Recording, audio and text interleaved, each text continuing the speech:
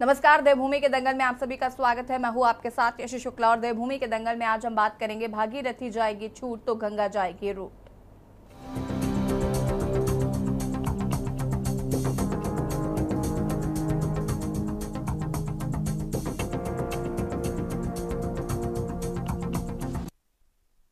उत्तराखंड में विकास के नाम पर प्रकृति का दोहन जारी है। एक तरफ जहां राजधानी देहरादून में वाटर ट्रीटमेंट प्लांट के लिए नाला पानी स्थित खलंगा में 2000 से ज्यादा पेड़ों को काटने की तैयारी है, तो वहीं दूसरी ओर अब गंगा की सहायक नदियों पर भी खतरा मंडरा रहा है।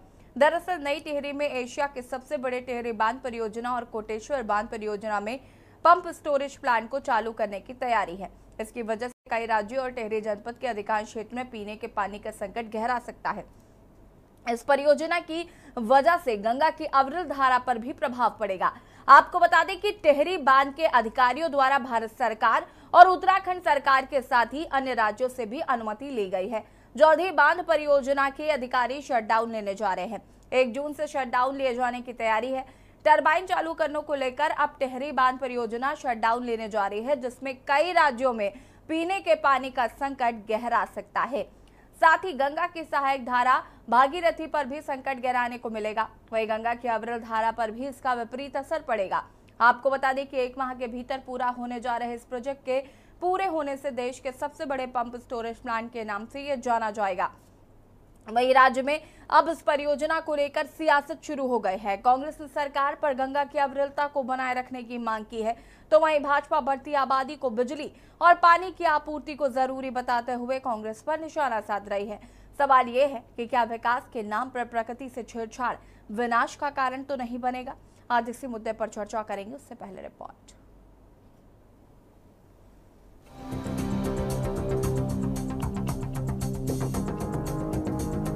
उत्तराखंड में जल्द ही नई टिहरी में एशिया के सबसे बड़े टिहरी बांध परियोजना कोटेश्वर बांध परियोजना का काम चल रहा है। पंप स्टोरेज प्लांट का कार्य शुरू होने जा रहा है। इसकी वजह से कई राज्यों और टिहरी जनपद के अधिकांश क्षेत्र में पीने के पानी का संकट गहरा सकता है। साथ ही गंगा की अविरल धारा पर भी इसका प्रभाव पड़ेगा। वहीं टिहरी बांध के अधिकारियों द्वारा भारत सरकार, उत्तराखंड सरकार के साथ अन्य राज्यों से भी अनुमति ली गई है। जल्द ही बांध परियोजना के अधिकारी शटडाउन लेने जा रहे हैं। 1 जून से शटडाउन लिया जाएगा। इसकी वजह से कई राज्यों में भी पीने के पानी और बिजली का संकट पैदा होगा।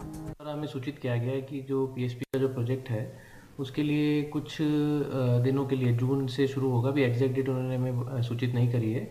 जून से कुछ जो लेवल है कोटेश्वर झील का वो नीचे किया जाएगा, तो उसमें जो भी हमारी पंपिंग स्कीम्स हैं, 4 पंपिंग स्कीम जो इफेक्ट होंगी, उसके लिए टीएचडीसी के सपोर्ट से जल संस्थान और जल निगम उन स्कीम्स को और ऑगमेंट करने के लिए कार्य कर रहे हैं, ताकि हम और पानी जहाँ पर भी अवेलेबल हो वहाँ तक पहुँच सके, पंपिंग हो सके। और साथ ही इसके लिए जहाँ जहाँ भी एरिया प्रभावित होगा पानी के लिए, उन एरियाज़ में टैंकर्स के नंबर्स को इंक्रीज करने के लिए जल संस्थान को बताया गया है। साथ ही नए स्रोत भी आइडेंटिफाई किए हैं जहाँ से कि पानी हम टैप कर सकेंगे, और जो पंपिंग स्कीम्स जो इफेक्ट होंगी उनको और अच्छे से आगे बढ़ाया जा रहा है ताकि वहाँ से काम हो सके। डाउन होगा तो उसमें पावर जनरेशन नहीं होगा दोनों प्लांट से, तो ग्रिड के अंदर जो भी पावर जनरेशन की व्यवस्था है वो हमारी जो इसकी एपेक्स कमेटी है, नॉर्दर्न रीजनल पावर कमेटी, और जो ग्रिड जो कोऑर्डिनेशन कमेटी है उनके साथ भी बैठक हो चुकी है। उनके साथ उनको बता दिया गया है कि प्लांट बंद होने हैं 1.5 महीने के लिए, तो उनने जो वैकल्पिक व्यवस्था ग्रिड के अंदर होती है वो सब कर रहे हैं। कल भी बल्कि ऑपरेशनल कोऑर्डिनेशन कमेटी की मीटिंग थी, जिसमें हमने अवगत कराया कि 1 जून से प्रस्तावित इस प्लांट को शटडाउन किया जाएगा। तो जो इसमें वैकल्पिक व्यवस्था है बिजली की वो लोग कर रहे हैं। जहाँ तक इसमें वाटर सप्लाई की बात है, क्योंकि इस जो कोटेश्वर रिजर्वायर है उससे हमारी कई गाँवों की स्कीम्स हैं, और जो नई टिहरी की जो पंपिंग स्कीम है वो फीड होती है। तो उसके लिए हमने जो संस्थाएं हैं स्टेट गवर्नमेंट की, जिसमें जल संस्थान और पेयजल निगम, उनके साथ कई बैठकें हुई हैं। जिलाधिकारी महोदय के साथ भी कई बैठकें हुई हैं, और उसमें ये तय किया गया है कि जो भी इसमें इन स्कीम्स को मॉडिफाई करना पड़ेगा, और इसमें कुछ एडिशनल वर्क्स होने हैं जिससे कि जो जलापूर्ति है वो निर्बाध रूप से बनी रहे, इसमें कोई व्यवधान उत्पन्न न हो। हम अगर कोटेश्वर झील का जल स्तर जाता है तो उसके लिए वैकल्पिक व्यवस्था के तौर पे हमारे जो मोटर पंप सेट हैं उनको हम शिफ्ट करके और अधिक गहराई में डालने के लिए कार्य कर रहे हैं, और अभी कार्य हमारा प्रगति पर है। और इसकी इसमें वित्तीय जो हमें प्रोवाइड किया जाएगा वो टीएचडीसी द्वारा किया जाएगा, और अगर कहीं भी पानी की कमी रहती है तो उसके लिए टैंकर इत्यादि की भी व्यवस्था की गई है इसमें। और कोशिश यही रहेगी कि अगर वो अन्यत्र शिफ्ट होके वो हमें पर्याप्त गहराई मिल जाएगी जैसे, तो उससे हमारा पेयजल का जो आपूर्ति है वो सुनिश्चित की जा सकती है। वहीं अब इस परियोजना का कार्य शुरू होने से ही राज्य में आरोप प्रत्यारोप का दौर शुरू हो गया है। भाजपा कांग्रेस गंगा की अविरल धारा पर मंडरा रहे इस खतरे पर आमने सामने आ गए हैं। वहीं संत समाज में भी इस परियोजना को लेकर काफी आक्रोश देखने को मिल रहा है। संत समाज ने सरकार को चेतावनी दी है कि यदि गंगा की अविरलता से छेड़छाड़ हुई तो इसका खामियाजा सरकार को भुगतना पड़ेगा। वहीं संत समाज ने सरकार से वैकल्पिक रास्ते को तलाशने की मांग की है। देखिए, ये दुर्भाग्यपूर्ण है और संत समाज में बड़ा रोष है और ये हमें सुनते हुए भी अच्छा नहीं लग रहा है। देखिए, सरकार, हम ठीक है बिजली आप उत्पादन करें, बहुत अच्छा करें, हम तो कह रहे हैं आप 9 साल भर रोकें, पर उसका अल्टरनेट भी निकालें। माँ गंगा की जो अविरल धारा गोमुख से गंगा सागर तक निरंतर बह रही है, अनादिकाल से बह रही है और इस टाइम यात्रा सीजन का समय, लोग दूर दूर से, देश विदेशों से, पूरे विश्व से लोग आते हैं। जिस तरीके की प्लानिंग हो रही है वो दुर्भाग्यपूर्ण है। आपने झील का पानी कम हो जाता है, सब जानते हैं गर्मियों में, और आप नीचे से स्टोर करके पंप से बैक पानी फेंकते हो झील में, तब आपका पावर जनरेशन पहले की तरफ होता है। लेकिन सरकार को इस बात का भी ध्यान रखना चाहिए कि गंगा की अविरल धारा बनी रहे और लोग गोमुख तक जाते हैं गंगा जी के दर्शन करने। भागीरथी देवप्रयाग में आकर गंगा बन जाती है, तो भागीरथी की जो धारा है उसको रोकना मैं निश्चित रूप से बहुत ही दुर्भाग्यपूर्ण मानता हूँ। आरोप प्रत्यारोप से काम नहीं चलता। स्टेट में 2 बार कांग्रेस की भी सरकार रही है, तो उनकी पॉलिसी क्या थी उस समय? गंगा को लेकर या अन्य नदियों को लेकर, यमुना को लेकर या सहायक नदियों को लेकर जो भी विद्युत उत्पादन करने की पॉलिसी है वो सभी सरकारों की एक जैसी रही है। बड़े वो गंगा भक्त बन के आ रहे हैं, कहाँ हैं वो गंगा मैया के भक्त? अरे केवल आरोप लगाना है। आप वो ये बता दें कि हरीश रावत जी के कार्यकाल में कौन सी पॉलिसी थी या उससे पहले उनकी क्या पॉलिसी थी। ठीक है, बड़ा ही क्या कहते हैं, पीड़ा लगती है। सब लोग चाहते हैं कि गंगा का जो प्रवाह है वो अविरल रहे, उससे बायोडाइवर्सिटी बनी रहेगी, उसके अंदर जो लाइफ लाइन है, गंगा की स्वच्छता है, गंगा के पानी की जो शुद्धता है वो बनी रहेगी। पर प्रैक्टिकली व्यावहारिक रूप में बिजली के उत्पादन की आवश्यकता है। एक और जहां देश के साथ ही उत्तराखंड में हो रहे जनसंख्या विस्फोट के चलते सरकार अभी से तैयारियों में जुट गई है।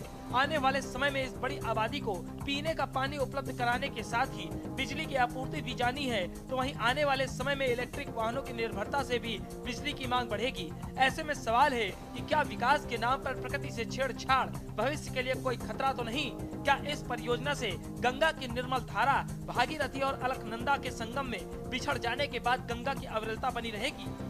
अब हम पहुंचे हैं यात्रा के दूसरे पड़ाव पर, देवप्रयाग, जहां पर 2 नदियों का संगम होता है और वो संगम मिल करके माँ गंगा के रूप में आगे दिखता है। आपको दिखा दें, ये है देवप्रयाग, जहां पर अलकनंदा और भागीरथी का संगम है और जो मटमैला पानी आप देख रहे हैं वो माँ भागीरथी है, और वहीं जो दूसरा जो साफ शीतल आपको दिख रहा है, ये ब्लू कलर का जो कलर दिख रहा है वो अलकनंदा है। तो ये एक संगम है और यहाँ के पहाड़ के लोगों में ये भी कहा जाता है कि ये सास और बहू का जो है एक संगम है। हालांकि आप देख रहे हैं कि दोनों का कलर आगे तक मिलता हुआ मिल नहीं रहा है, बहुत दूर तक जो है इस गंगा का जो है मिलन होता है और दोनों नदियों का मिलन होता है, तब जाकर के माँ गंगा की उपलब्धि होती है। और गंगा वो जीवनदायिनी माँ है जिसको हिंदू धर्म में बहुत बड़ा महत्व दिया गया है। और ये देवप्रयाग का वो संगम है जहाँ पर दूर दूर से आने वाले पर्यटक जो 4 धाम के लिए आते हैं, तो सबसे पहले यहाँ पर इन दोनों नदियों के संगम का दीदार करते हैं और उसके बाद यात्रा के लिए आगे निकलते हैं। जी हाँ, तो आज इसी पर चर्चा करेंगे, लेकिन उससे पहले आपको बड़ी खबर बता देते हैं। लखनऊ से बड़ी खबर, कर्नाटक के deputy CM DK Shivakumar की प्रेस वार्ता। लखनऊ से खबर आपको बता रहे, महात्मा गांधी के दिखाए मार्ग पर चली है कांग्रेस। राजीव गांधी के बनाए रास्ते पर अब राहुल की न्याय यात्रा। न्याय यात्रा से पूर्व भारत जोड़ो यात्रा से देश जागा। वर्तमान सरकार के कई निर्णय सरकार के खिलाफ। महंगाई बढ़ी, लोगों को रोजगार नहीं मिला। झूठी गारंटी की बात कर रही है वर्तमान सरकार। कर्नाटक में सिद्धारमैया सरकार ने गारंटी कार्ड दिया। लखनऊ से खबर, कर्नाटक के deputy CM DK Shivakumar ने प्रेस वार्ता की, जिसमें उन्होंने सत्ता पक्ष पर आरोप लगाए और साथ ही कहा कि महात्मा गांधी के दिखाए रास्ते पर चल रही है कांग्रेस। राजीव गांधी के बनाए रास्ते पर अब राहुल की न्याय यात्रा गुजर रही है। न्याय यात्रा से पूर्व भारत जोड़ो यात्रा से देश जागा है। वर्तमान सरकार के कई निर्णय जनता के खिलाफ।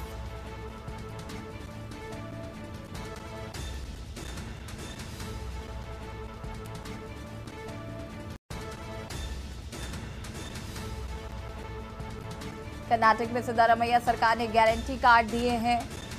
वर्तमान सरकार के कई निर्णय जनता के खिलाफ। महंगाई बढ़ी, लोगों को रोजगार नहीं मिला।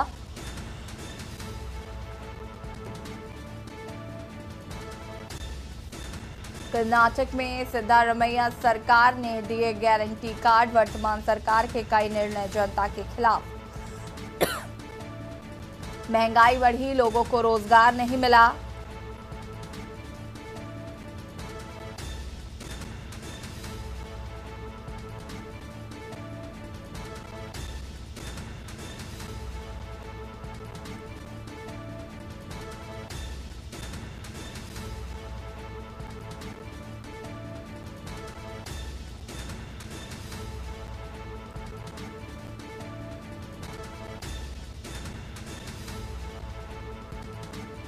न्याय यात्रा से पूर्व वर्तमान सरकार के कई निर्णय जनता के खिलाफ।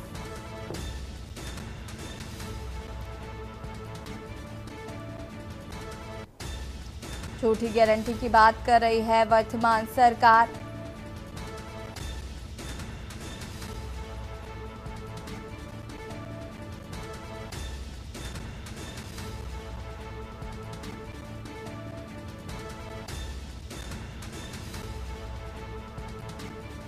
सरकार बनने पर कैबिनेट में बड़े फैसले होंगे। कर्नाटक में हम फ्री बस यात्रा की सुविधा दे रहे हैं।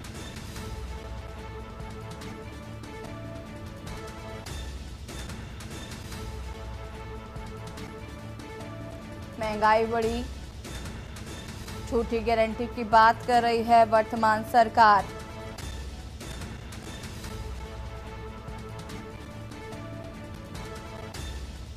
Karnataka deputy CM DK Shivakumar की press conference.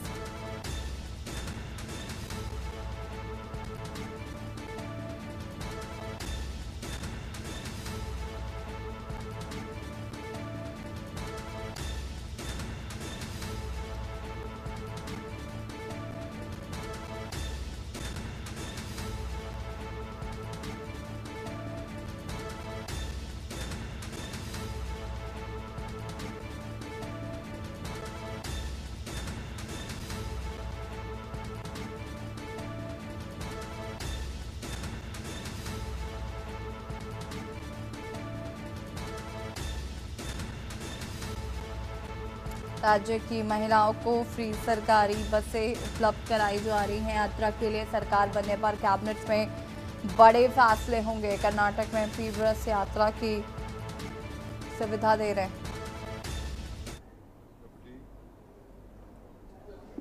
My working president and the parliament member of Rajya Sabha from Karnataka, Mr. G. Chandrasekhar, and all my media friends from all over the country and especially from Lucknow. I know that Lucknow media is a very strong media. It has its own history, and you have been a messenger for the entire country and the world. I am very thankful to the PCC of Lucknow, UP, to give an opportunity to meet all of you. As rightly said by my friend, first I would like to tell you that with the people of blessings of Karnataka, under my leadership as a party president, I think you all are speaking. I think better I stop, let you finish your speak. If you maintain patience, I can speak something, which shall be very free. With lot of blessing from the people of Karnataka, we jointly worked. Mahatma Gandhi ji took out, was the president from Karnataka in 1924. From the same place, we started our Prajadhwani Yatra. From the first day of the Yatra, with keeping Mr. Mallikarjun Kharge, the AICC president, I announced the first guarantee of Gruha Jyoti. That Gruha Jyoti is 200 units of free power to everyone. Then we announced a guarantee of Srimati Priyanka Gandhi came to Bangalore. After Rahul Gandhi walked the streets of this country, he could see that the biggest problem in this country is the unemployment, the price rise, the hatredness, and the problems of the farmers. Farmers are not getting their due rights and the price which they have to get. So ultimately, after this Prajadhwani Yatra, we all decided, and the Bharat Jodo Yatra, we all decided that we have to help the people of this state and send a message to the country.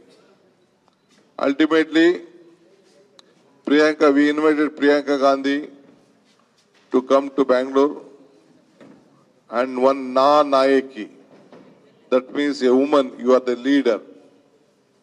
Whoever is she is a leader by herself, in the house or anywhere. We have to straighten her. So one program after Gruha Jyoti, lighting the lamp, Guru Lakshmi was being formed. So we decided to help the farmer, to help the woman, because her gas price from 440 rupees to 1,100 rupees, it has raised. Lot of essential commodities she could not bear. Lot of things, lot of prices were being on the high and their income were on the bottom. So somehow we wanted to help them. So Priyanka Gandhi said, DK, for me and Siddaramaiah, in this election time, parties make promises. BJP government also gave a lot of promises. They said that they are going to double the income of the farmers. They said that they will double the income. They said that they will bring the black money and distribute to the common man through Jan Dhan account. They said that they will give employment, but they did not give employment. और यहाँ पर आप शिव कुमार को सुन रहे थे, जो कि कर्नाटक के डिप्टी सीएम हैं। उन्होंने सत्ता पक्ष पर भी निशाना साधा। साथ ही साथ उन्होंने कहा कि कांग्रेस ने जो गारंटी दी है, अगर वो जीते हैं, वो सत्ता में आते हैं, तो उन सभी गारंटियों को पूरा किया जाएगा। बढ़ेंगे देवभूमि के दंगल की ओर। बता दें कि उत्तराखंड में विकास के नाम पर प्रकृति का दोहन जारी है। एक तरफ जहां राजधानी देहरादून में वाटर ट्रीटमेंट प्लांट के लिए नाला पानी स्थित खलंगा में 2000 से ज्यादा पेड़ों के काटने की तैयारी है, तो दूसरी ओर अब गंगा की सहायक नदियों पर भी खतरा मंडरा रहा है, जिसको लेकर जो संत समाज है वो भी कहीं ना कहीं विरोध जताता हुआ नजर आ रहा है। साथ ही साथ ये भी कहा जा रहा है कि जो संगम बनता था आदि अनंत कालों से चला आ रहा है, उसे क्यों छेड़ा जा रहा है। साथ ही साथ क्या प्रकृति के साथ खिलवाड़ उत्तराखंड के लोगों को भी भारी पड़ सकता है, ये तमाम सवाल हैं। आज इसी पर हम चर्चा करेंगे। मेहमान हमारे साथ जुड़ चुके हैं, उनसे आपका परिचय करा देते हैं। जोत सिंह बिष्ट जी प्रदेश प्रवक्ता बीजेपी से हमारे साथ जुड़ चुके हैं, अमरेंद्र बिष्ट जी प्रवक्ता कांग्रेस हमारे साथ जुड़ चुके हैं, महंत शुभम गिरी जी संत समाज से हमारे साथ जुड़ चुके हैं, आशीष गर्ग जी पर्यावरणविद हैं हमारे साथ जुड़ चुके हैं, राजीव नयन बहुगुणा जी वरिष्ठ पत्रकार हैं हमारे साथ जुड़ चुके हैं। आप सभी का बहुत बहुत स्वागत है। सबसे पहले शुरुआत जोत सिंह जी आज आपसे ही करते हैं। जिस तरीके से कहा जा रहा है कि ये जो नदियों पर या गंगा पर जिस तरीके से खतरा मंडरा रहा है, जिसका विरोध साधु संत समाज के लोग कर रहे हैं, इसको कैसे देखते हैं? साथ ही साथ ये कहा जाता है कि प्रकृति के साथ अगर आप खिलवाड़ करेंगे तो प्रकृति आपको छोड़ेगी नहीं, और इसका खामियाजा समय समय पर उत्तराखंड के लोग भुगतते रहे हैं। क्या कहना है इस पर? आपने जो सवाल खड़ा किया, मुझे जो डिबेट का विषय समझ आ रहा कि टिहरी जल विद्युत परियोजना का जो पंप स्टोरेज प्लांट है उसके कमिश्निंग के लिए उससे पहले जो कुछ आवश्यक कार्य किए जाने हैं, उसकी वजह से जो टिहरी बांध की 2 स्टेज है, पहली जो स्टेज है जिससे 1000 मेगावाट बिजली उत्पन्न होती है, और दूसरी जो कोटेश्वर बांध वाली जिससे 400 मेगावाट बिजली उत्पन्न होती है, इसका काम 1 महीने से 1.5 महीने बंद करने की बात हो रही है। अब उससे लोगों के मन में एक सवाल खड़ा हो रहा है कि गंगा की धारा का पानी पूरी तरह से सूख जाएगा। पहले तो इस भ्रम से हमको बाहर निकलना चाहिए। अभी आपने अपनी बातचीत की शुरुआत में जिस तरह से कहा कि गंगा के साथ छेड़छाड़ या उसके साथ, यहाँ पर ये जो टिहरी बांध जल विद्युत परियोजना है, ये बहुउद्देश्यीय जल विद्युत परियोजना है। इससे बिजली का उत्पादन के 3 चरण है। एक तो HSP है जिससे 1000 मेगावाट बिजली का उत्पादन हो रहा, दूसरा कोटेश्वर है जिससे 400 मेगावाट। ये 2 रिजर्वायर हैं। बड़ा रिजर्वायर 1000 मेगावाट वाला है, और ये 400 मेगावाट वाला जो कोटेश्वर का है, जो टिहरी बांध के उससे 22 किलोमीटर नीचे जिसमें पानी रोका गया है। तो इससे अब जो ये नया प्रोजेक्ट बन रहा है, इस नए पंप स्टोरेज प्लांट के लिए इस रिजर्वायर को अस्तित्व में लाने का श्रेय आप कंटिन्यू करिए। मैं ये कह रहा हूँ कि इससे जो पानी ऊपर बड़े जलाशय में पंप किया जाएगा और उसके बाद 1000 मेगावाट बिजली उत्पादन की क्षमता बढ़ेगी, तो उसके लिए जो आवश्यक तैयारी, उसके लिए THDC ने भारत सरकार से अनुमति मांगी है कि हमको इतने समय के लिए बिजली उत्पादन का काम रोकना पड़ेगा, और क्या क्या परमिशन चाहिए वो एक लंबा विषय है। मेरा पहला सवाल है कि उत्तराखंड की जब बात हो रही है तो टिहरी बांध परियोजना पर 75% स्वामित्व तो केंद्र सरकार का है, 25% उत्तर प्रदेश सरकार का है, उत्तराखंड राज्य को मात्र 12% रॉयल्टी मिलती है। आपने अपनी बात की शुरुआत में जो जिक्र किया का, यहाँ पर भागीरथी के इस प्रोजेक्ट पर इस समय एक पेड़ के काटने का मसला नहीं है, इसलिए कोई ऐसी छेड़छाड़ नहीं हो रही जिससे पर्यावरण को जो नुकसान होना था। ठीक है जोत सिंह बिष्ट, इस पर हम आगे विस्तार से बातचीत करेंगे। चूंकि ब्रेक का वक्त हो रहा है, हम वापस आते हैं। आप सभी हमारे साथ बने रहिए। रुकेंगे एक छोटे से ब्रेक के लिए, जो हाजिर होते हैं। आप देख रहे हैं के न्यूज खबरों।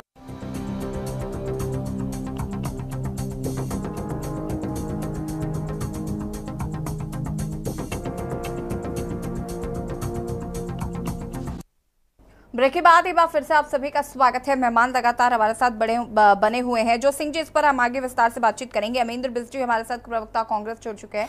अमरेंद्र जी, क्या कुछ कहना है इस पूरे मामले को लेकर? कोटली को जाता है जिन्हें पूरा विश्वास। अमरेंद्र जी, आवाज आ रही है आपको? अनम्यूट कीजिएगा।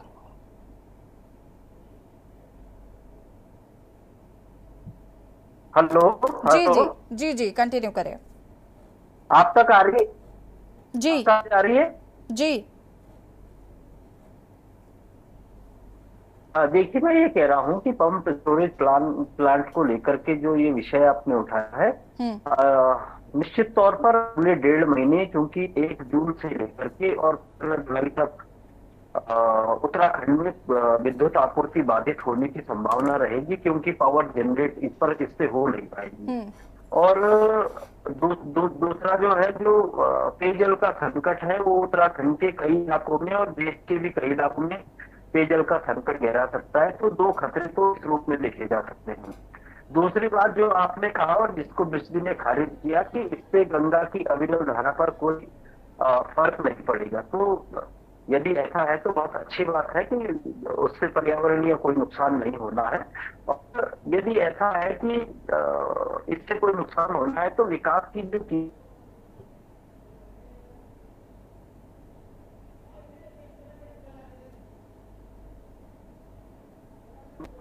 जो खोदा जा रहा है पहाड़, तो सारे सवाल है, उन सवालों को लेकर के खंड में जितनी भी परियोजनाएं हैं उनको लेकर उत्तराखंड को पर्यावरणीय नुकसान झेलना पड़ रहा है, यहाँ के लोगों को नुकसान झेलना पड़ रहा है। जाहिर सी बात है कि सरकार चाहे कांग्रेस की रही हो चाहे भाजपा की रही हो, सभी सरकारों ने विकास की जो योजना के एवज में पर्यावरण को बचाने के लिए भी कार्य शुरू किए हैं, उसको क्षतिपूर्ति के लिए कई योजनाएं चलाई है। तो मेरा अपना ये मानना है कि पंप स्टोरेज प्लांट को लेकर के पर्यावरणीय नुकसान से, यदि कोई पर्यावरणीय नुकसान नहीं है तो फिर भी ये मौसम के हिसाब से, अभी गर्मियों का मौसम है, इससे पेयजल और विद्युत आपूर्ति का संकट होगा, ऐसा हमको लगता है। ठीक है, वापस आएंगे। आशीष गर्ग जी का रुख करना चाहूंगे मैं। आशीष जी, जैसा कि अभी जोत सिंह बिष्ट जी ने ये बात सिरे से खारिज करी कि जो शंका है मन में कि जो पानी है वो सूख जाएगा और उसकी वजह से जो पेयजल का संकट है वो गहराएगा ही, बिजली का संकट जो है वो तो गहराएगा ही। इस पर आपकी क्या राय है? आपने इस पर अगर एनालिसिस किया हो, क्योंकि जहां तक मुझे जानकारी है बहुत साल पहले ऐसी ही एक परियोजना लाने की बात कही गई थी, हालांकि उसका बहुत विरोध किया गया था और उसके बाद वो परियोजना नहीं लाई गई थी और वैकल्पिक व्यवस्था ढूंढने की बात कही गई थी।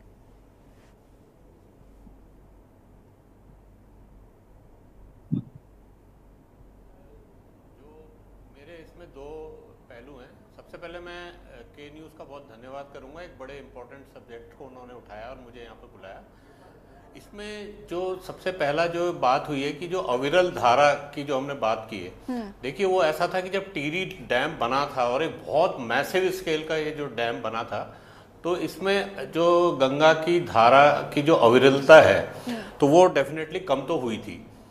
और क्योंकि लेकिन उसके जो इंजीनियरिंग पहलू हैं जिससे हम बिजली बनाते हैं, इरिगेशन के लिए करते हैं, वो उसके पॉजिटिव एस्पेक्ट्स हैं, उनको तो कोई डिनाई कर नहीं सकता।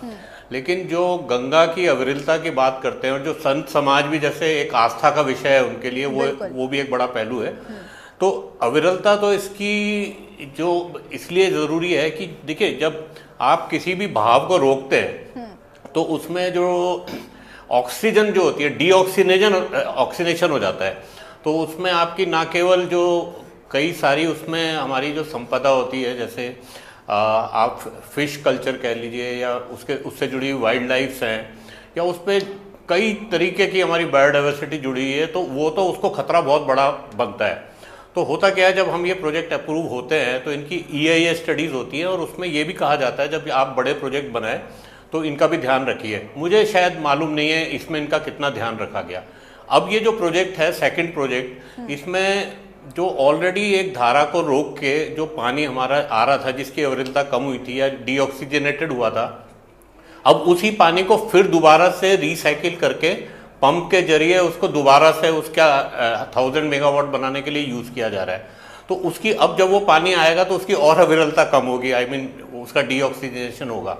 तो मेरा पॉइंट ये है कि हमें ठीक है बिजली मिल रही है या हम उसके इरिगेशन का पॉइंट ऑफ व्यू है या उससे और भी बेनिफिट हैं, लेकिन जो इसके एनवायरमेंटल एस्पेक्ट्स हैं उस पर कोई ध्यान नहीं देता। यदि हम एनालिसिस करें उसका तो आपको होगा जितने हमने मैसिव कई 10,000 करोड़ में यदि हमने इन्वेस्टमेंट इसके ऊपर कर दिया है तो इसमें कितना हमने इन्वेस्टमेंट इस बायोडाइवर्सिटी को बचाने के लिए किया है वो शायद नहीं है।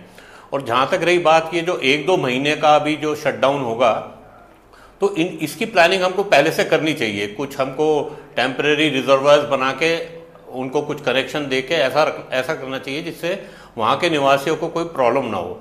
होता क्या है कि देखिए ये भी मान के चलिए इसका सबसे ज़्यादा बेनिफिट जो ले रहे हैं वो हमारा आउटसाइड उत्तराखंड और या यूपी वगैरह में या दिल्ली वगैरह में इसका बेनिफिट जा रहा है। तो उत्तराखंड की जनता को इसको क्या मिल रहा है? हम इसकी ग्रीन बोनस की बात करते हैं, लेकिन ग्रीन बोनस मिलता है, लेकिन हम सफ़र करते हैं हमारे उत्तराखंड के निवासी इन बड़ी बड़ी परियोजनाओं के चलते। और इसमें इतना भारी वेस्टेज है, चाहे आप विद्युत का ले लीजिए, इलेक्ट्रिसिटी वेस्टेज बहुत ज़्यादा है, साथ ही साथ जो वाटर का बहुत बड़ा वेस्टेज है। हमें इनको बचाने का, इसको वेस्टेज को कम से कम करने के प्रयास भी करने चाहिए। बड़े बड़े प्रोजेक्ट्स को अंधाधुंध बनाए जाने से भी हमारा कोई बहुत अच्छा नहीं होने वाला, क्योंकि हमारा इसमें कार्बन फुटप्रिंट बहुत बढ़ता जा रहा है। और आने वाले कुछ 7-8 साल में जो हमारा क्लाइमेट चेंज के जो बड़े बड़े इफेक्ट्स होने वाले हैं उत्तराखंड हिल्स पे, उसमें यदि हम कार्बन एमिशंस को कम करने के प्रयास नहीं करेंगे, मिटिगेट नहीं करेंगे, तो ये डैम्स और जो बड़ी बड़ी योजनाएं हैं ये सब खतरे में आएंगी। और इसके साथ जो ह्यूमैनिटी, जो उत्तराखंड की जनता है, उसको भी बहुत प्रॉब्लम्स होगी। तो मेरा इतना ही कहना था। धन्यवाद। ठीक है, वापस आएंगे आपके पास। शांति प्रसाद भट्ट जी, यूकेडी के प्रवक्ता हमारे साथ जुड़ चुके हैं। शांति प्रसाद जी, आपका भी बहुत बहुत स्वागत है। क्या कुछ कहना चाहते हैं? पंप स्टोरेज प्लांट को लगाने के लिए जो भागीरथी की अवरोध धारा को रोकने की बात कही जा रही है, उस पर क्या कहना चाहते हैं? देखिए यशी जी, सनातन धर्म की मान्यताओं में भागीरथी और अलकनंदा का जो संगम है देवप्रयाग, इसका बहुत बड़ा महत्व है। ठीक है। सनातन धर्म की मान्यताओं में यह कहा गया है, यदि दो धाराओं का मिलन कभी रोका गया या रुका तो बहुत बड़ा अनिष्ट होगा। ये पंडित रोहित से लेकर तमाम सनातनी लोग कहते हैं। ऐसे में भारतीय जनता पार्टी का जो वर्तमान शासन काल है, इसमें एक चीज बड़ी स्पष्ट हो चुकी है कि ये धंधे के चक्कर में तमाम भारतीय मान्यताओं के ऊपर कुठाराघात कर रहे हैं। फिर वो चाहे केदारनाथ मंदिर में देख लीजिए, दिव्य और भव्य के नाम पर पूरे मंदिर का जो स्वरूप है उसे बदलने का प्रयास भाजपा के द्वारा किया जा रहा है। ऐसे ही आप बद्रीनाथ में देखेंगे, पंडित पुरोहित विरोध कर रहे हैं कि जो हमारी सनातन धर्म की मान्यता है उसके खिलाफ आप मंदिर परिसर के इर्द गिर्द अतिक्रमण ना करें। मगर गुजरात के ठेकेदारों ने केदारनाथ को भी उजाड़ दिया और बद्रीनाथ को भी उजाड़ दिया। मूल निवासी परेशान है, पंडित पुरोहित धरना प्रदर्शन कर रहे हैं, मगर ये व्यापारियों की पार्टी, इनको कोई फर्क नहीं पड़ता और ये अपनी मनमानी पर उतर आए हैं। और इसी क्रम में अगर आप देखेंगे कि जो देवप्रयाग में भागीरथी और अलकनंदा का जो संगम है, यदि एक अविरल धारा रुकती है गंगा बनने से, तो गंगा की मान्यता के ऊपर बहुत बड़े सवाल खड़े हो जाएंगे। हमें लगता है कि यदि सरकार जबरन कृत्रिम विकास के लिए सनातन धर्म की मान्यताओं पर इस तरीके से चोट मारेगी, तो इसके गंभीर परिणाम आने वाले समय पर सनातन धर्म की मान्यता को मानने वाले लोगों के ऊपर पड़ेगा। और जिस तरीके से पंडित पुरोहित इस चीज पर विरोध कर रहे हैं, ये बताने के लिए काफी है कि 10 सालों में भारतीय जनता पार्टी ने एक धर्म विशेष का नाम ले लेकर सनातन धर्म की तमाम मान्यताओं पर कुठाराघात किया है। ठीक है, ये उसी का परिणाम है। वापस आएंगे आप, जोत सिंह भी जी आपसे जवाब लेंगे, लेकिन उससे पहले हम महंत शुभम गिरी जी का रुख कर लेते हैं। महंत जी, बहुत ज्यादा विरोध हो रहा है, हालांकि अभी यहाँ पर जैसे जोत सिंह जी कह रहे थे कि ऐसा कुछ नहीं होगा और इसे समझने की जरूरत है, या इससे हमें लाभ होगा, हमें ये समझने की जरूरत है, तो फिर विरोध किस बात का? यशी जी, मेरी आवाज आ रही है आपको? हाँ जी यशी जी, हेलो। जी जी, आपकी आवाज आ रही है, आप अपनी बात को पूरा करें प्लीज। हाँ यशी जी, सबसे पहले तो मैं आपको ये बताता हूँ, जितने मीडिया पैनलिस्ट बैठे हैं सबको मैं प्रणाम करता हूँ, चाहे कांग्रेस के हो, चाहे यूकेडी के हो, चाहे पर्यावरणविद हो, और चाहे जोत सिंह ऋषि हो। हमारा तो पुराना नाता इनसे रहा है और 2009 से मैं इनको जानता हूँ, और जब एक ब्लॉक प्रमुख थे। तो लेकिन मैं ये कहना चाहता हूँ कि जब टिहरी डैम की स्थापना हुई, टिहरी डैम के साथ साथ आपने देख लिया टिहरी डैम में इन्होंने मालदीप बना दिया, टिहरी डैम में रेस्टोरेंट है कई जगह। तो गंगा जी के जो रेस्टोरेंट बनाए, तो गंगा जी की अविरल धारा कहाँ से है? मृगंगना और भागीरथी, दो नदियों को मिलाकर टिहरी डैम की स्थापना की गई। जिसको सिंह बिष्ट जी ने कहा कि 88 गांव को उजागर किया गया, 12 कस्बे और एक टिहरी शहर को जो मतलब स्थापित किया गया। लेकिन देव प्रयाग से जब भागीरथी और अलकनंदा क्रम होता है तो माँ गंगा जी बनती है और माँ गंगा जी हरिद्वार, ऋषिकेश, बनारस इत्यादि जगह जाती है। आपको याद होगा 1913 में पंडित मदन मोहन मालवीय जी ने हरिद्वार के तीर्थ पुरोहित के आग्रह में जब अंग्रेज सरकार ने गंगा जी को किया था, हर की पैड़ी में अंडरग्राउंड गंगा नहर बना रहे थे, तो उसी समय हर की पैड़ी में गंगा जी की थोड़ी धारा छोड़ी जाती, क्योंकि 7 धाराओं से छोड़कर हर की पैड़ी में गंगा जी हर की पैड़ी बनी हुई है। तो उसके प्रकार उन्होंने भागीरथी बिंदु से फिर गंगा जी को छोड़ा, तभी गंगा जी का श्रेय महामना पंडित मदन मोहन मालवीय जी को लिया जाता है। और आपको याद भी होगा, अवगत करवाता हूँ कि हर की पैड़ी से लेकर कानपुर तक जो उत्तरी गंग नहर बनी है, कर्नल प्रोवी कोटली ने बनाई थी, उस समय 1854 के समय स्थापित की थी। लेकिन आज तक माँ गंगा जी के जो नाम पर आस्था पर सियासी ध्रुवीकरण, तुष्टीकरण हो रहा है। और टिहरी इतना बड़ा प्लांट है, टिहरी के साथ हमारे हरिद्वार में शीतला प्लांट है। जो सिंह बिष्ट जी को अवगत करवाता हूँ कि पेयजल कितनी बड़ी समस्या है। पहले हरिद्वार में 2010 तक हर नलके में, सरकारी नलकों में 24 घंटे जल होता था। आज सरकारी नलकों में केवल 6 घंटे सुबह, 6 घंटे शाम को जल होता है। अगर आप 12 बजे के बाद कोई जल भी भर ले तो जल नहीं भर सकता। और चीला पावर प्लांट है, चीला पावर प्लांट की जो बिजली है वो यूपी को जाती है। आज तक हरिद्वार में एक फेज लाने में जो सिंह बिष्ट जी कह सकते थे, विपक्ष में भी रहे, सभी लोग कह सकते थे, लेकिन जो टिहरी में जिस तरह से माँ गंगा जी की अगर धारा रोकी जाएगी तो सनातन के लिए बहुत कठोर विरोध है। मैं तो पहले ही सरकार से मांग करता हूँ कि जो जिस तरह से उन्होंने मालदीव जैसे रेस्टोरेंट वहां बनाए हैं टिहरी डैम में, उस रेस्टोरेंट को हटाना चाहिए। पहले तो काम कर सकते हैं। ठीक है, शुभम गिरी जी, फटाफट हम यहाँ पर वरिष्ठ पत्रकार जी का भी रुख कर लेते हैं, उसके बाद फिर हम आगे बातचीत करेंगे। राजीव नयन बहुगुणा जी, माफी चाहूंगी, काफी देरी से आपके पास आ रही हूँ। अगर हम बात करें इस मामले को लेकर, जैसे पंप स्टोरेज प्लांट को लेकर जो भागीरथ की अवरोधारा को रोकने की बात कही जा रही है, जिसका विरोध साधु संत समाज के लोग कर रहे हैं, आस्था से जुड़ा मुद्दा भी इसको बताया जा रहा है, तो वहीं आशीष जी का कहना है कि ये कहीं ना कहीं उत्तराखंड की जनता के लिए भी उतना ही विनाशकारी भी साबित हो सकता है। कैसे देख रहे हैं इसे?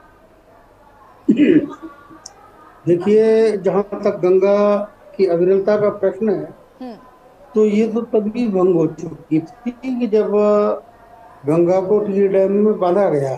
इस समय जो गंगा बह रही है वो केवल बहम है कि अविरल है। जब कोई भी नदी किसी में डैम हो जाती है तो अविरल नहीं रहती है, बल्कि तो सुरंग से टनल से पानी निकल रहा है। उसकी गंगा की जो अविरल धारा है वो डैम में कैद है। और ये सारे सवाल हमने जब टिहरी बांध के विरोध का लंबा आंदोलन चला, सालों साल, कई दशक तक, जब इसमें काम शुरू हुआ 1978 से, 1978 से, तो तब से ये सारे प्रश्न उठाए जा चुके थे। ये सारे जो पर्यावरण के खतरे हैं, जो धार्मिक मसले हैं, जो सामाजिक विघटन के मसले हैं, ये सारे उस समय समग्र रूप से उठाए जा चुके थे। लेकिन इसमें दुर्भाग्य ये रहा कि जो सभी इस तरह की बड़ी परियोजनाएं होती हैं, खासतौर से जो डैम होते हैं, उसमें हजारों करोड़ रुपए की पूंजी इन्वॉल्व होती है और उसमें वो पैसा डीएम, सीएम से लेकर पीएम तक पहुंचता है। और आप देखिए कि जो टिहरी डैम बना वो 2, 4, 5, 10 साल में तैयार नहीं हुआ। 1968 से इसकी ये कंसीव हुआ था और 78 से इसमें विधिवत काम शुरू हुआ और ये जाके पूरा हुआ 2004 के करीब। इस समय सारी राजनीतिक पार्टियां इस टिहरी डैम की गंगा में डुबकी लगा के तर गई थी, अर्थात भारतीय जनता पार्टी, कांग्रेस, यहाँ तक कि जनता पार्टी, तीसरा मोर्चा जिसे कहते हैं, बीच में देवेगौड़ा जी की सरकार रही, जिसमें बीपी सिंह जी की सरकार रही, जिसमें कम्युनिस्टों का समर्थन रहा।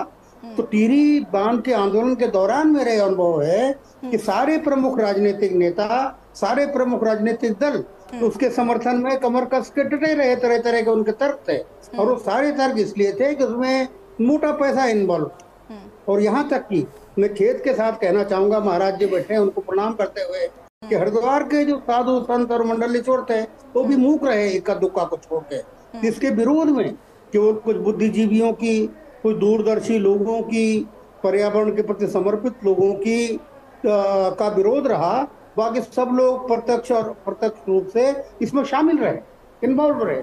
अब ये जो डैम का उसका पानी रिवर्स करके दूसरे फेज की बात हो रही है, ये तो उसी में शामिल है जो प्रोजेक्ट है, मुख्य प्रोजेक्ट है। ये पहला चरण अभी चल रहा है और ये उसी प्रोजेक्ट में शामिल था। ये तो पहले से बात थी, ये कोई नई बात नहीं है। और मैं फिर से दोहराना चाहूंगा कि गंगा की अविरलता के बात तो करने छोड़ दीजिए, वो भंग हो चुकी है। गंगा अविरल नहीं है, बल्कि एक झील से बह के निकला हुआ सड़ा पानी बाहर आ रहा है। ये बात अलग है कि नदी फिर दोबारा कुछ देर बाद अपने को पुनर्जीवित कर लेती है, प्रयास करती है स्वयं को साफ करने का। लेकिन इस प्रसंग में मैं ये कहना चाहूंगा कि अब जो आपने बना दिया तो बना दिया, उसे तोड़ा नहीं जा सकता। लेकिन अब भागीरथी जैसी, गंगा जैसी नदी से और ज्यादा छेड़छाड़ करना मुफीद नहीं है, ये श्रेयस्कर नहीं है, किसी भी तरह से ये फायदेमंद नहीं है। यहाँ तक कि आर्थिक दृष्टि से भी ये आगे चल के घाटे का सौदा शामिल साबित होगा। लेकिन मैं फिर से दोहराना चाहूंगा कि इसमें हजारों लाखों करोड़ की पूंजी इन्वॉल्व होती है, जिसमें एक छोटा जो ठेकेदार होता है किटकने का 2-3 लाख रुपए का, उससे लेकर करोड़ों के ठेकेदार छोटे मोटे सब इसमें शामिल रहते हैं, जिसमें पॉलिटिशियन खासतौर से शामिल रहते हैं। जहाँ कोई कंस्ट्रक्शन है, चाहे वो सड़क का हो या पुल का हो या डैम का हो, उसमें पॉलिटिशियन शामिल है। लोकल जो पॉलिटिशियन है, छोटे भैया से लेकर बड़े भैया तक, वो सब शामिल रहते हैं। उनके खुद के उसमें क्रशर, ट्रैक्टर और क्या क्या बोलते हैं उनको, गट्टू फटू चलते हैं। इसलिए तो आप छोड़ दीजिए कि इसका कोई प्रतिकार होगा। लेकिन अब गंगा से, भागीरथी से और ज्यादा छेड़छाड़ करना मुफीद नहीं है। बिजली निसंदेह आवश्यक है, उसके लिए आपके पास दूसरे विकल्प हैं, छोटे छोटे विकल्प हैं। जो यूरोप के दूसरे सभ्य राष्ट्र उसको अपना रहे हैं, स्विट्जरलैंड जैसे, जिसकी आप बार बार दुआई देते हैं। आप बताइए क्या स्विट्जरलैंड में भी ऐसा कोई डैम है बड़ा? वहां भी तो नदियां, इतनी बड़ी नदियां हैं, लेकिन उन्होंने छोटी छोटी पनबिजली परियोजनाओं से अपनी बिजली की आपूर्ति हासिल की है। लेकिन आप वो नहीं करेंगे, क्योंकि छोटी बिजली परियोजना 10 करोड़ में बनेगी, उसमें तो क्या नेताजी को मिलेगा, क्या विधायक जी को मिलेगा? तो ये इसका मुख्य प्रश्न है जिस पर सोचना होगा सभी। जोत सिंह पेशी अपनी बात को पूरा कर सकते हैं, अनम्यूट कीजिएगा।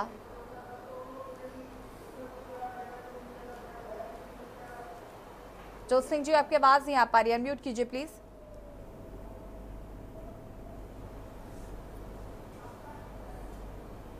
ठीक है, जोत सिंह जी की आवाज को फिक्स करिएगा, उनकी आवाज हम तक नहीं आ पा रही है। वापस आते हैं आपके पास। अमरीन जी, देखिए जहां जिस तरीके से अभी मेरी आवाज आई? हाँ जी, आवाज आई? जी जी जी, पूरा करिए अपने बात। निवेदन अभी मैंने अपने सारे मित्रों की बात सुनी।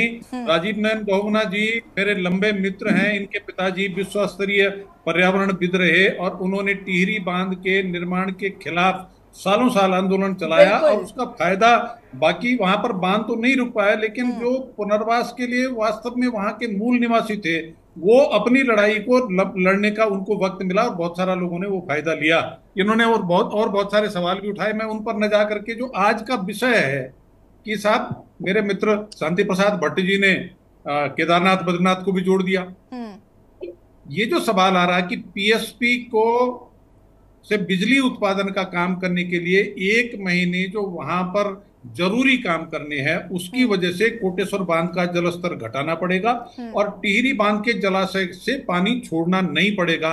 जब ऐसा करेंगे, क्योंकि इस पीएसपी के निर्माण के शुरुआती दौर में जो 4 टरबाइन, अब 250 मेगावाट की एक टरबाइन है, इनको शुरू करने के लिए वहां पर जो उनका टरबाइन का आउटलेट है, उस पर जो दीवार खड़ी की गई थी निर्माण कार्य को सुगम बनाने के लिए, उस दीवार को तोड़ने के लिए इसको रोकने की जरूरत है, नंबर 1। उसके पीछे जो गाद भर गई, उस गाद को हटाने के लिए इसको 1 महीने रोकने की जरूरत है, नंबर 2। और उसके साथ साथ उस टरबाइन का जो पानी आएगा, उसकी पानी की जो चैनेज है, उसके निर्माण के लिए पानी रोकने की जरूरत है। ये 3 मुख्य विषय है टीएचडीसी जिस पर काम करना चाहती है और उन्होंने 1.5 महीने का समय मांगा। अभी समय, ये जो 1 जून से 30 जून की बात हो रही, ये अभी डिमांड है, ये मांग है। भारत सरकार ने उस पर अंतिम फैसला नहीं दिया है। लेकिन उसके साथ जो दूसरी महत्वपूर्ण बात है कि गंगा की धारा की, मैं राजीव नयन बहुगुणा जी का धन्यवाद करना चाहता हूं। उन्होंने कह दिया कि भाई, जब 125 गांव प्रभावित हुए, टिहरी शहर जलमग्न हुआ, उस समय जो बड़ी परियोजना बनी, उसकी वजह से जो गंगा की अविरलता थी वो खत्म हो गई। और अभी महेंद्र सोमगिरी जी ने जो कहा, तो अविरलता तो खत्म हो चुकी है। उसके बाद पानी की कंटिन्यूटी न ब्रेक हो, पानी चाहे, वो सरकार का भी और टीएचडीसी का कमिटमेंट है कि हम भले ही जल स्तर कम करें, बिजली का उत्पादन रोकें, तो लेकिन पानी जो आवश्यकता है उतना पानी छोड़ा जाएगा। जो सबसे बड़ी दिक्कत अगर किसी को होने वाली है तो जो नई टिहरी शहर में बसे हुए लोग हैं, अभी मैं जल संस्थान के अधिशासी अभियंता का इस पर इंटरव्यू मिस्टर भारद्वाज का देख रहा था, तो वो भी अपनी तैयारी में है कि नई टिहरी की जलापूर्ति बाधित न हो। उसके अलावा जो उत्तर प्रदेश को 2,70,000 हेक्टेयर सिंचाई सुविधा इस बांध से मिलती है वो बाधित न हो, तो उसके लिए भी ऐसा समय चुना गया है कि जब बर्फ पिघलनी शुरू होती है जून के महीने शुरुआती दौर से और अलकनंदा का जल प्रवाह बढ़ेगा, तो उस अलकनंदा के जल प्रवाह से उसकी एक तरफ सिंचाई की जरूरत घटेगी और इधर से ये पानी बढ़ेगा, तो उसकी पूर्ति करने का भी इस तरह से एक वैकल्पिक प्रयास है। और उसके साथ साथ जो बिजली का सवाल मेरे एक दो मित्रों ने खड़ा किया कि साहब बिजली की आपूर्ति बाधित होगी, तो मैं उनका ज्ञानवर्धन कर देना चाहता हूं कि टिहरी बांध की बिजली 75% उस पर केंद्र सरकार का कब्जा है, सीधा सेंटर ग्रिड में जाती है, उत्तराखंड के ग्रिड में नहीं आती। उत्तराखंड की विद्युत आपूर्ति के लिए जो व्यवस्थाएं हैं वो राज्य की सरकार ने कर रखी हैं, और जो केंद्र को बिजली की कमी होगी 1400 मेगावाट की, वो 1400 मेगावाट की बिजली की आपूर्ति के लिए ओसीसी और एनआरपीसी जो दो कंपनियां हैं जो बिजली की व्यवस्था बनाती हैं, उन्होंने एनटीपीसी से लेकर के जो दूसरी जो थर्मल पावर वाले हैं, जो गैस से बिजली उत्पादन वाले प्लांट हैं, उन सबसे पहले चरण की बात हो चुकी कि उसको कैसे व्यवस्था की जाएगी। तो बगैर उन सारी व्यवस्थाओं को बनाए कैसे बंद कर देंगे? आप क्या सोच रहे हैं कि साहब कोई बातचीत कहीं हुई नहीं और सीधे बंद कर रहे हैं? ऐसा नहीं है। भारत सरकार के स्तर पर, उत्तर प्रदेश सरकार के स्तर पर, जोत सिंह जी, अगर सब कुछ इतना ही सरल और सीधा है तो फिर इतना विरोध क्यों? मैंने बिल्कुल नहीं कहा सरल और सीधा। मैंने ये कहा आपने फिर भी ये बताया ना कि उतने, एक सेकंड, आप तो ये कह रहे हैं ना उतने प्रॉब्लम्स नहीं है जितने दर्शाए जा रहे हैं, तो मैं वही तो जानना चाहती हूँ आपसे कि सब कुछ अगर इतना ही सरल सीधा है तो विरोध किस बात का? पूछ रहा हूँ कि हमारे मित्र ये बता दें कि पर्यावरण के नाम पर, पेयजल के नाम पर 1 महीने का जो ये काम बंद करके इसको योजना को कमीशन करना चाहते हैं, उसको रोक लगा दें क्या? मेरा इनसे सवाल है। अमरेंद्र जी कहते हैं कि साहब ये गलत है, इसको रोक देना चाहिए। अब आपने बना दिया, लेकिन इससे बिजली मत बनाओ। अमरेंद्र बिजली बनानी है, नहीं सवाल ये बिजली बनानी है, फिर इसको कमीशन करने के लिए 1 महीने की इस बाधा को स्वीकार करना पड़ेगा। जहां तक रहा गंगा के पानी का सवाल, मैं एक चीज और बता दूं, 2013 में सुप्रीम कोर्ट ने केदारनाथ आपदा के बाद स्वयं संज्ञान लेकर के ये जो 3 सवालों के साथ एक हाई पावर कमेटी बनाई थी, उस कमेटी ने ये कहा कि गंगा का टिहरी बांध से आगे जो उसका जल की स्वच्छता का मानक है वो घट गया है। वो 2013 कमेटी की रिपोर्ट है। आज तो कुछ भी नहीं होना है। ठीक है, जोत सिंह जी वापस आएंगे। अमरेंद्र जी अपनी बात को पूरा कर सकते हैं प्लीज, उसके बाद शांति प्रसाद भट्ट जी का रुख करते हैं फटाफट।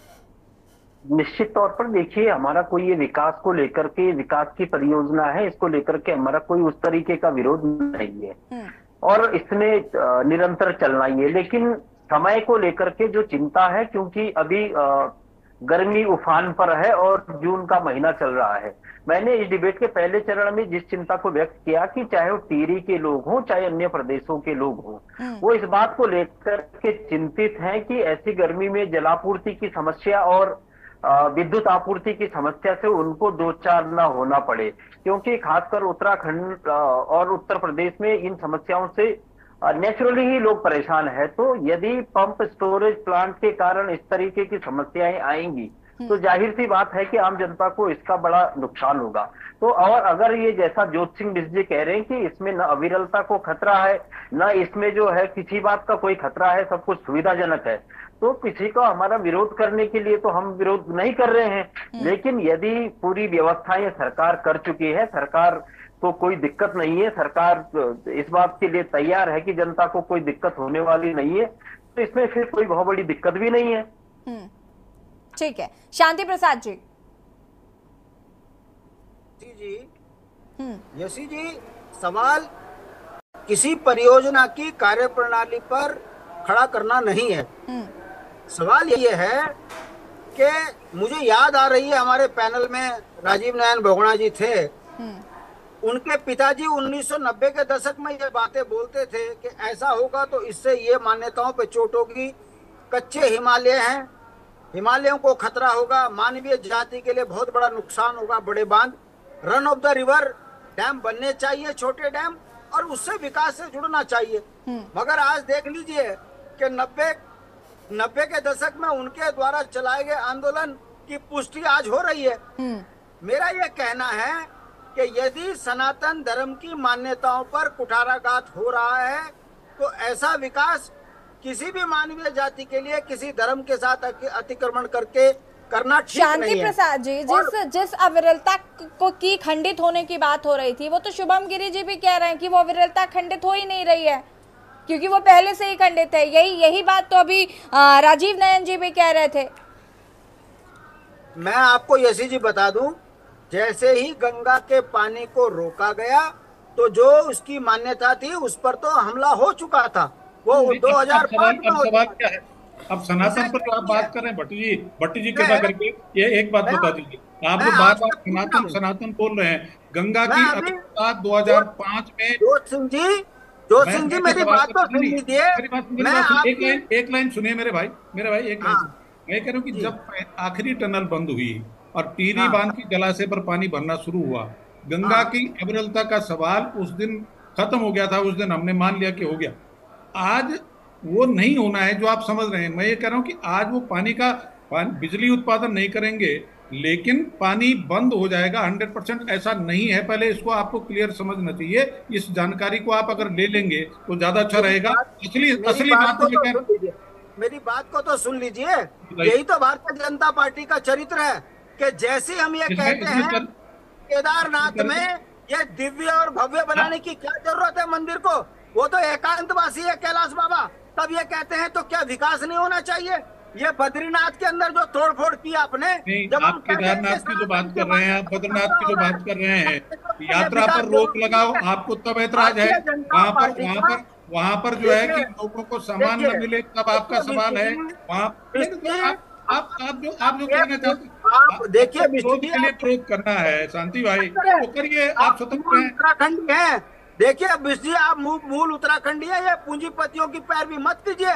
भारतीय जनता पार्टी के सामने नहीं कर रहे हैं कोई पूंजीपतियों। चलिए ठीक है, शुभम गिरी महाराज जी का रुख कर लेते हैं, उसके बाद आशीष गर्ग जी आपके पास आएंगे। शुभम गिरी जी, जब इतना ही आपने खुद ही ये बात को स्वीकारा कि अविरलता जो है वो पहले खत्म हो चुकी है, फिर अब विरोध जो हो रहा है, ये बात कहाँ से आई कि गंगा सूख जाएंगी, पानी नहीं मिलेगा, ये तमाम चीजें कहाँ से आई?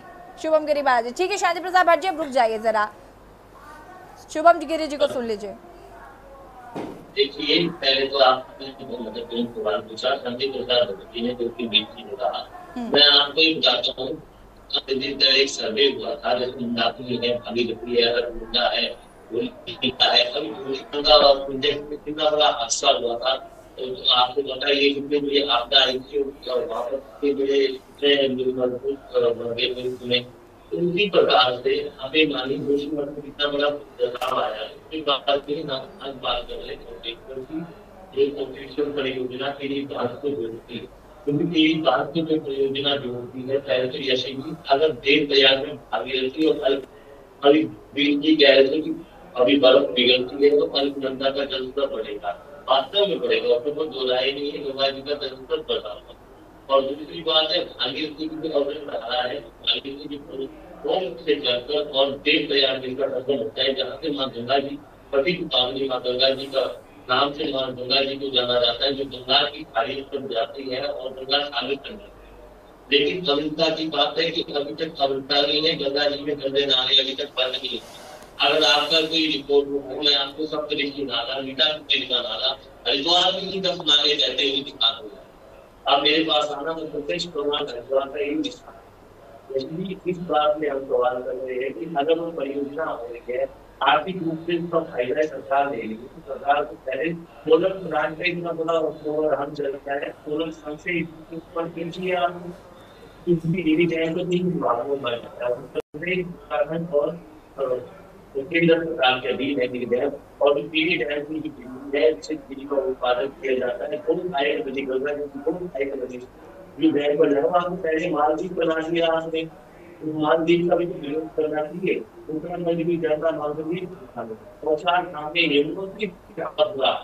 वहाँ भी आपसे पहली स्रोत कहा गया। मैंने सवाल कई परिचर्चाओं में उठाए और गंगोत्री धाम में देखो यात्रा हुई यात्रा का एक डिस्टिंक्शन होता है, क्योंकि जो भी जितनी भी समस्या सरकार के व्यक्ति है और एक विपक्ष में भी गए हुए हैं और कांग्रेस सरकारों में भी अन्य कार्य और बुद्धिजीवी व्यक्ति मानता हूँ। ठीक है, शुभम गिरी जी वापस आएंगे। आशीष जी का जल्दी से रुक कर लेते हैं। आशीष जी, इसकी क्या कोई वैकल्पिक व्यवस्था नहीं हो सकती है, या ये बहुत जरूरी भी, क्योंकि जिस तरीके से कहा जा रहा है कि क्योंकि विकास भी जरूरी है?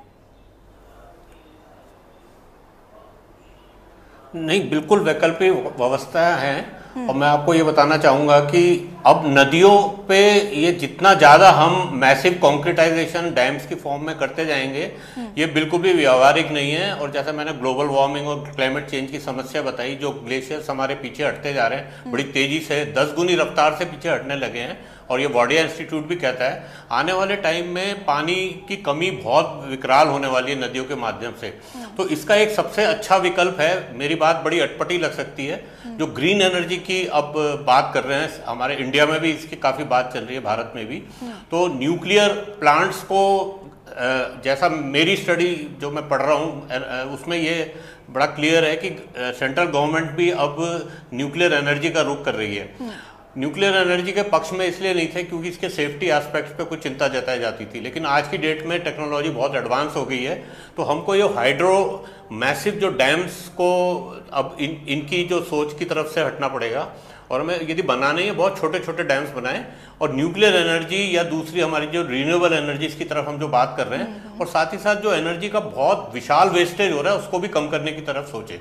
तो यदि ये एक बहुत बड़ा विकल्प है और इस माध्यम से हमारी ये जो पवित्र गंगा यमुना नदियाँ जो हमारी बहुत जिनकी आस्था है हमारी, और वाकई में जिसमें इतनी ज़्यादा पोटेंशियल है हमारे डिसीजेस को ठीक करने का और बड़ी हाइजीन को ठीक करने का, बड़ी अच्छी पवित्र इसमें हमारा जल बहता है, तो इनको बचाने की ज़रूरत है। और आज की डेट में हम इनको लगभग ख़त्म कर चुके हैं क्योंकि ये स्टैग्नेंट हो चुकी हैं, और जब पानी स्टैग्नेंट रहता है तो उसमें दुनिया भर के बैक्टीरियाज और दुनिया भर की बीमारियां जनरेट होती है। तो हमें इस पर बड़ा सीरियसली सोचना पड़ेगा कि जो भी जिस नाम पे भी हमने ये डेवलपमेंट किया था, उसका जो अब हम एक बड़ा नेगेटिव पक्ष देख रहे हैं उसको हम किस तरीके से ठीक कर सकते हैं। पूरा रेस्टोर करना तो मुश्किल है, लेकिन कम से कम 30-40% भी रेस्टोर कर लें और दूसरी क्लीन एनर्जी की तरफ बढ़ें, तो यही एक विकल्प है मेरे हिसाब से। आप सभी का बहुत बहुत शुक्रिया चर्चा में शामिल होने के लिए। और बता दें आपको कि नई टिहरी में एशिया की सबसे बड़ी टिहरी बांध परियोजना और कोटेश्वर बांध परियोजना में पंप स्टोरेज प्लांट को चालू करने की तैयारी है। उसकी वजह से कई राज्यों में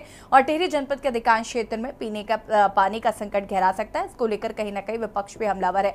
देवभूमि के दंगल में फिलहाल इतना ही। देखते रहिए के न्यूज़ इंडिया। नमस्कार।